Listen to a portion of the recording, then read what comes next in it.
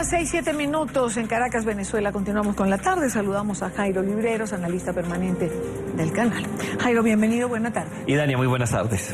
Igual para ti. Jairo, comenzamos en Venezuela, donde ayer la presidenta del Consejo Nacional Electoral, Tibisay Lucena, palabras más, palabras menos, dio una clase histórica de los referendos que se han producido en el país, para decir que los lapsos no pueden adelantarse, que quizás a finales de octubre, si los requisitos por parte de la oposición logran completarse, pueda llamarse para recolectar el 20% de las firmas, que sería el paso siguiente para la activación del referéndum revocatorio.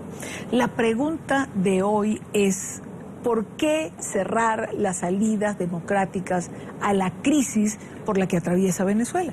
Y Dania, yo creo que hay dos argumentos que son muy importantes a tener en cuenta. El primero de ellos gira en torno del miedo que tiene un sector muy importante del oficialismo, de quienes en estos momentos no solamente ofician de inquilinos en Palacio Miraflores, sino que de manera particular en los últimos años se han dedicado a perseguir, a maltratar, a destruir la democracia, a afectar todo lo relacionado con la vida pública, personal y social en Venezuela. Hay que tener en cuenta que ese miedo a la justicia de lo que viene no solamente les impide tomar las decisiones correctamente en el marco del Estado Social de Derecho, sino que muy seguramente tienen la ilusión, lo cual es absolutamente crítico, de revertir la situación popular en las calles venezolanas y quizás tener la oportunidad, si el plebiscito se da mucho más adelante o el referendo se da más adelante, de tener los votos necesarios para evitar la caída en estos momentos del socialismo del siglo XXI. Ese miedo paraliza, y ese miedo generalmente está muy relacionado con el tema de las dictaduras, que saben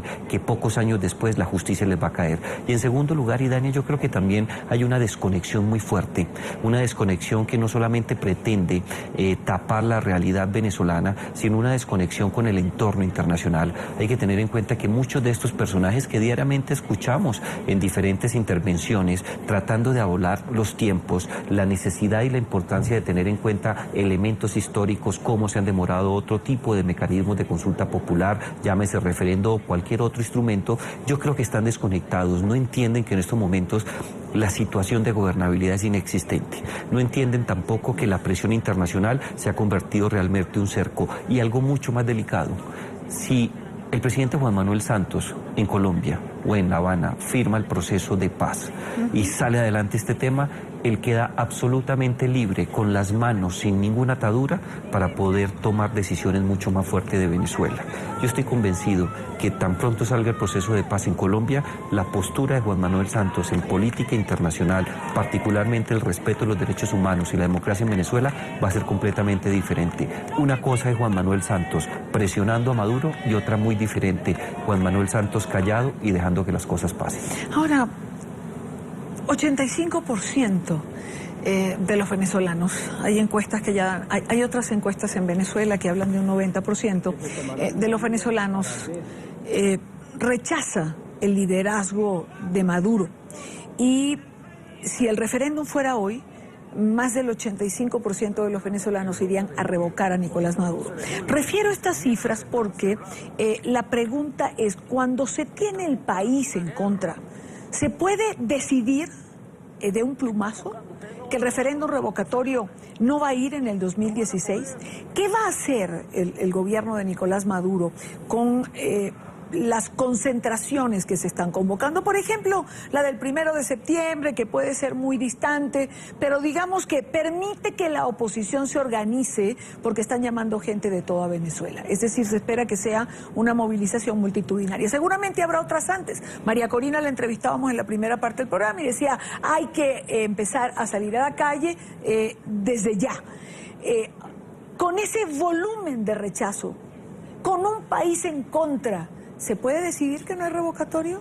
Y Dania, no, pero aquí hay dos variables que yo también quiero resaltar y hemos hablado mucho. La primera de ellas es que bajo un Estado social de derecho, en una democracia liberal, o llámelo usted democracia constitucional, difícilmente esta situación es sostenible en el tiempo, porque la administración de las políticas públicas, el fortalecimiento de la oferta institucional, el abastecimiento, o por lo menos las garantías de libre mercado para que el abastecimiento de los productos básicos llenen no solamente las diferentes cadenas de distribución, distribución, sino particularmente para que lleguen efectivamente a los diversos hogares en Venezuela, estaría claramente definido que no podía ocurrir. Un sistema presidencialista, independientemente de los balances que tiene mayores actividades. Pero, Idania, en estos momentos pensar que Venezuela, la administración Maduro, se rige por normas democráticas es una situación crítica. Las dictaduras no piensan en tiempos, piensan simple y llanamente en que los plazos se cumplan y ellos puedan permanecer durante mucho tiempo en el poder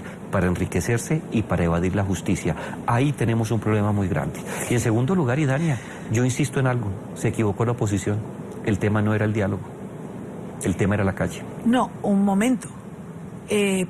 Parte de la oposición no creyó en el diálogo. Es que no se equivocó la oposición, se equivocaron, se equivocaron los actores internacionales que envió UNASUR, se equivocó Zapatero, se equivocó Torrijos, se equivocó Fernández, Ernesto Samper, es decir, fue UNASUR quien planteó el diálogo. Y la oposición dijo, estamos dispuestos a dialogar siempre y cuando se cumplan determinadas condiciones. ¿Qué hizo el gobierno de Nicolás Maduro? Ganar tiempo, como lo gana siempre. Ganar tiempo, y además que, y Dania, yo reconozco tu objetividad y tu imparcialidad, pero pues pretender que Ernesto Samper, desde la UNASUR, iba a estar comprometido con una salida digna a la situación venezolana, yo creo que es completamente equivocado, pero entiendo tu papel. Yo afortunadamente puedo hablar en otros términos. Yo creo que el engaño no solamente surge de la Secretaría de la UNASUR y de Palacio Miraflores, el engaño tiene connotaciones mucho más fuertes, porque no solamente involucró actores importantes que tienen una trayectoria democrática destacada,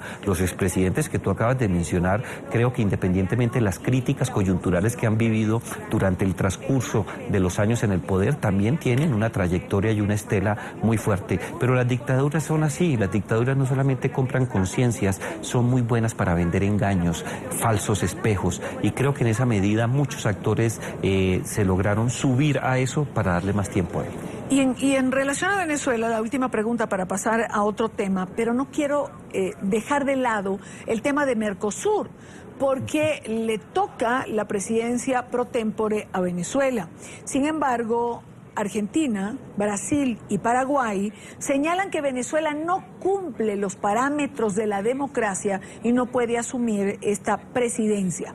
La canciller Delcy Rodríguez dijo: la presidencia es nuestra, hizo la bandera frente a la Cancillería y tenemos la presidencia, pues porque sí.